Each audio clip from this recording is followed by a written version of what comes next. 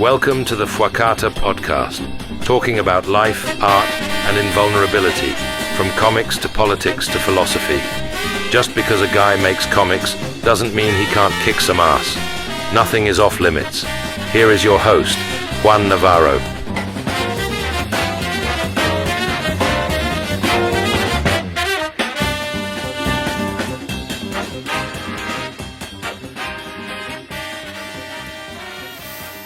If you will it, it is no dream. I think that was like the state of Israel or something like that. I just remember the line because of Big Lebowski, not because I'm a fan of Israel right now. But it is very fucking true. I say this because I just finished inking the second issue of Fugly, and I'm at 48 episodes. I really wanted to finish at 52, but I did say, hey, I'm gonna post Fugly in March, and we're getting to near the end. I'm finishing the first 6 pages of this webcomic. If you guys don't know what a webcomic is, webcomics are comics online on the web. And the way I've been constructing this is that it is a 6 image per episode, so 6 boxes. And I feel like it'll be episodic in that way. It'll be weekly. So 52 weeks. And that's like the plan, you know, they'll do 52, get those out, 52 weeks, yay, and then go again. And I already am thinking on the 3rd and 4th issue. I have a whole side angle plot for it. But I'm going to see how it goes. I'm not too sure because I do have other projects I want to work on. So this will give me time to work on it. I can put these out. I'm gonna try to seriously set the week aside and just because I still got to Photoshop, I got a letter, I got to do a couple of things and just bang all of these out, get them all ready to go.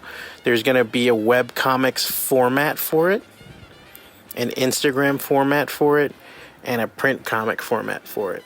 And the print comic's going to have extras. It's going to have extra images, establishing shots, stuff like that. I'm working on that too. I'm doing it in my sketchbook, so it's riddled with notes as I go. So it's kind of cool because then I can just go through as I go to each page. I can see all the notes I have for each episode and be like, okay, I got to Photoshop this. I got to create a background for this thing and everything else. I will tell you the truth, and this is a big thing. I am using some AI for it, but it's like background shit, patterns, stuff like that. I'm not using it for anything major. It's not like, hardcore shit. It's like background stuff and everything else. And it's like I do it once and I use it for like 8 panels or something. That's it. Sometimes I just need a chunk here, chunk there. A lot of things will be just like I always did with zombie years and everything else too. Photographs that I'm gonna interject, that I'm gonna I use a halftone pattern on it. I do a couple of different Photoshop tricks and make it into the background. That's just because I don't want to have that negative space for no reason. I want it to be there to help inform the story. Sometimes you'll just have negative space because I want it to establish a shot.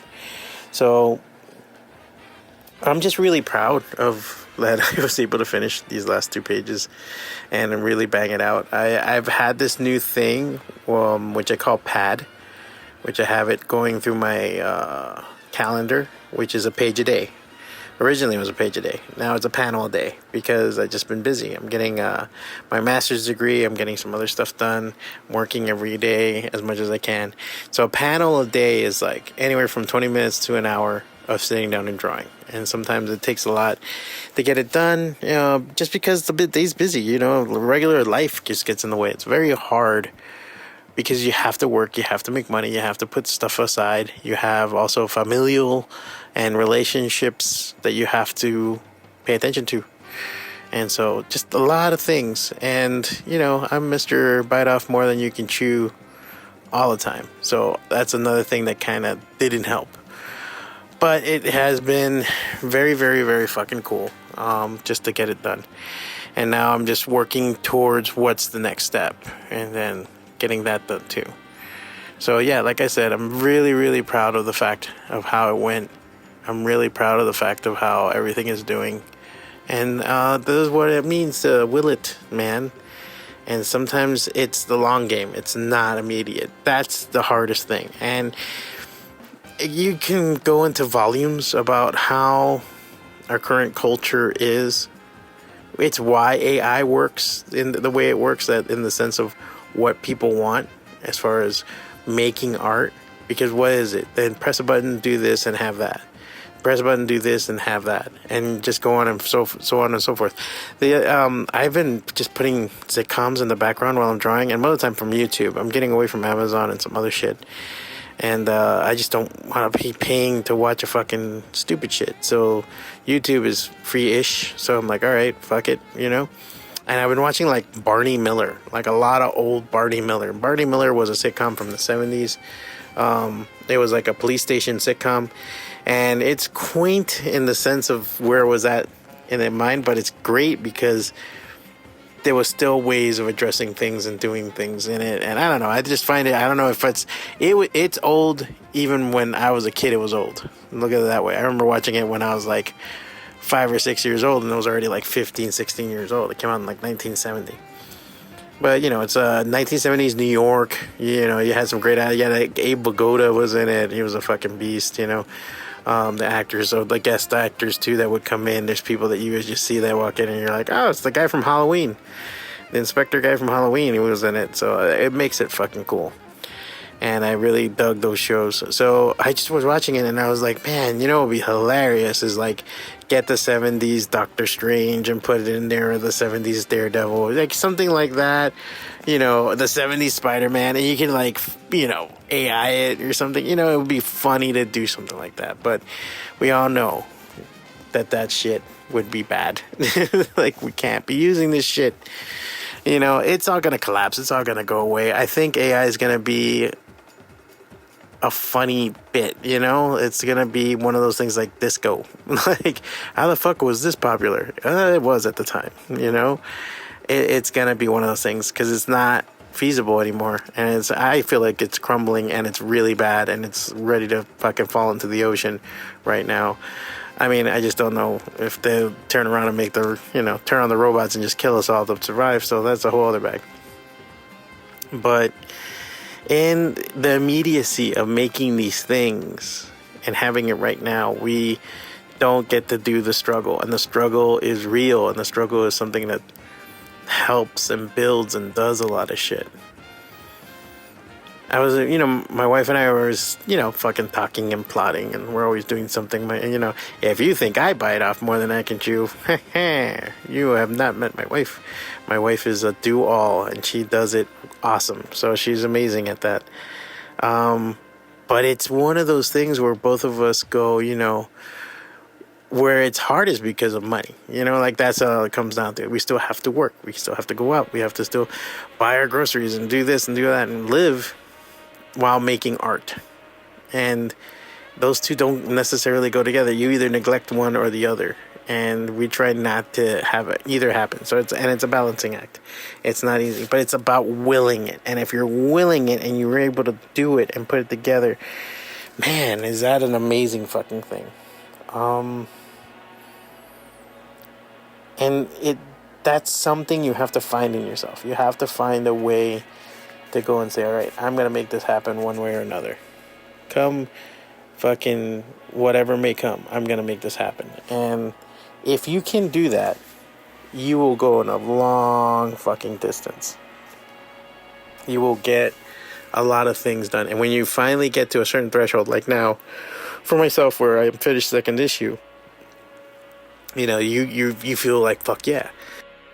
I have, I got that number 4 to finish. I have to do the Kickstarter for it. I just had an order for number 3 from a couple of people because they missed number 3. Like, there were people that got the first and second issue, and then they're like, oh, I didn't see the third issue Kickstarter. I'm like, what the fuck? I was screaming it from the rooftops, I thought. But there you go. There's that. And it makes you very much wary of doing a third.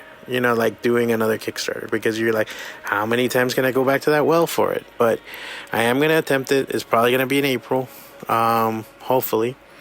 and hopefully you guys will tune in. And you know, each one has been a stack to the other, you know, and getting the 4 issues. And I'm thinking if I go on, I'm gonna go to the 5th issue and then stop, because I do have to go back and look. Meat Hook Pachanga is done. Res issue 2 is done. By then, if I do issue 5, I will be 2/3 of the way through Zombie Years number 11. And there is a whole thing of me, I have to go back and, like, you know, put a new Zombie Years issues together, and I might go and do a new number 1 for the future. And then number 1, number 2, number 3, number 4, number 5, all of those, I'm gonna put those on Global Comics. I want them digitally out there. I have them available in my store. You know, all those things. So all these things are more stuff to go through. So believe me, I feel like I'm drowning in it. It's not easy, but I know that if I can put it out there and I have that catalog, and I got my, you know, 11 issues of Zombie Years, I got, you know, 2 issues of Res, I got a new, you know, issue of Meat Hook, I have my 4 issues of Fuakata, I have, you know, all these other stories coming together, 2 issues of Fugly. Like, I can put all that. I'm like, look at my shit, look at it, it is good shit, you know. Like, praise, you know. And, you know, in the end, it's fuel for myself. I think, like, I never fucking cared for popularity, but I do feel very alone in the sense of in making stuff. I don't think I've ever been this alone, or it's not alone, I guess you could say lonely, in making art and comics as I have been now. I've always had a group around me, and I don't know what happens, man. I don't know if it's just age. As you get older, it's kind of harder to make friends. And it's not like I'm lonely socially. I'm not at all. I'm super happy with my wife's family too, the people I do work with on a daily, and some of my friends online is fucking great. I still talk to them all the time. So I don't have that problem. It's just that artistically, I've always had a group of people around me.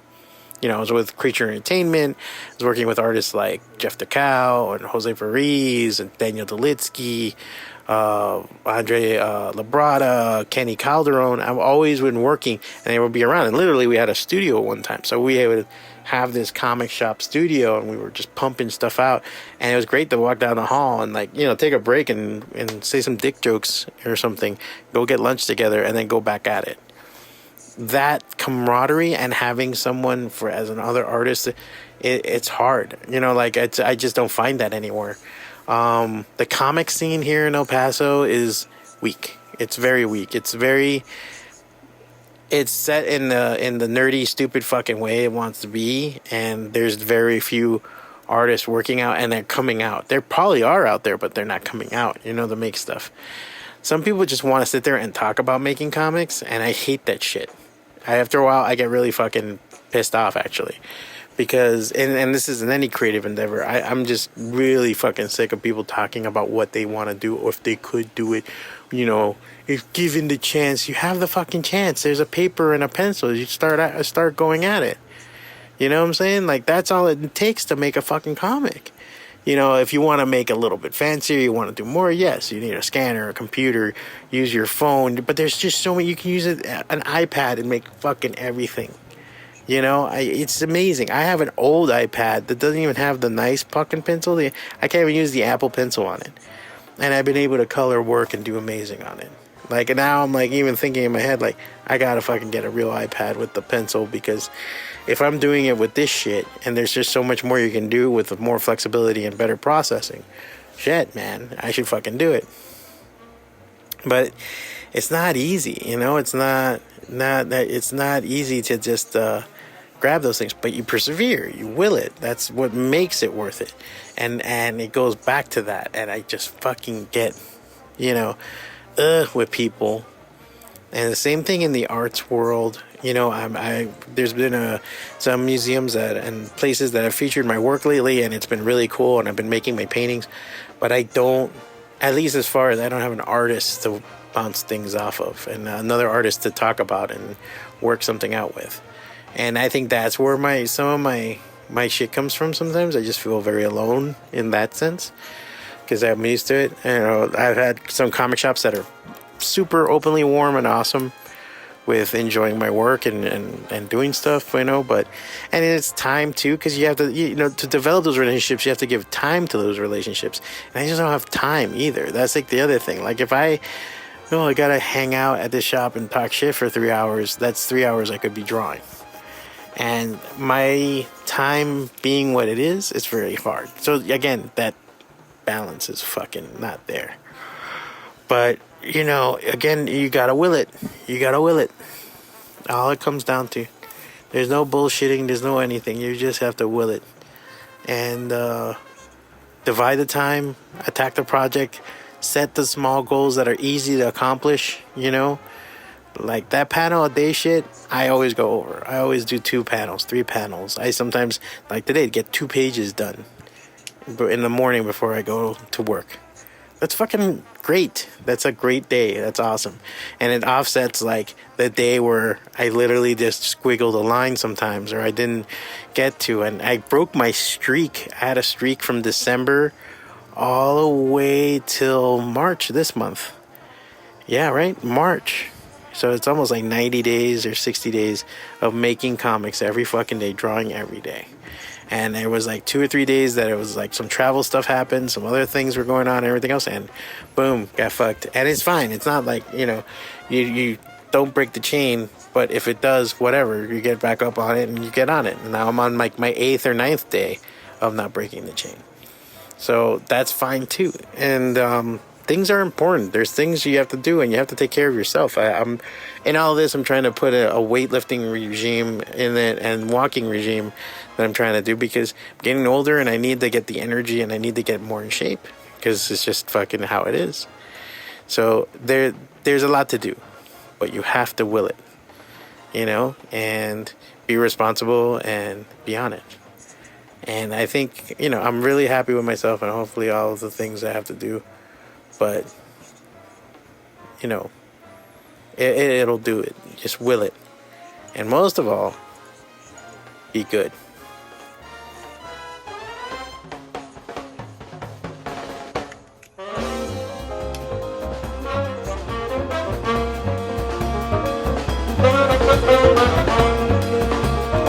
Thanks for tuning in. If you enjoyed today's episode and want more inspiration, insights, and updates, head over to fuakata.com. It's your one-stop hub for my art, comics, and everything creative. Let's keep building those big dreams, one small step at a time. You can also support the podcast on Patreon and or Substack. See you there.